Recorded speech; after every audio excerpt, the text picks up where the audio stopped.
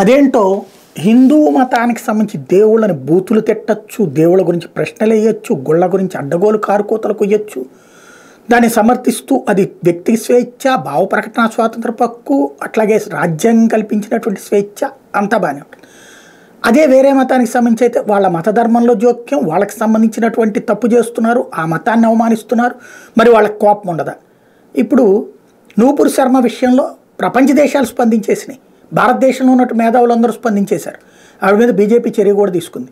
మరి అదే నూపూర్ శర్మ వ్యవహరించినటువంటి తీరు, ఆవిడ మాట్లాడినటువంటి తీరుని తప్పుబట్టినటువంటి వాళ్ళలో నెంబర్ 1గా ఉన్నటువంటి సభా నక్వి ఇప్పుడు రామ్ మందిర నిర్మాణాన్ని గురించి బక్వాస్ అంటూ వ్యాఖ్యానించింది, ఓపెన్గా ట్వీట్ చేసింది. మరి ఇక్కడ ఏమనడానికి వీల్లేదు, ఇది వ్యక్తి స్వేచ్ఛ, అక్కడ స్వేచ్ఛ ఉండదు.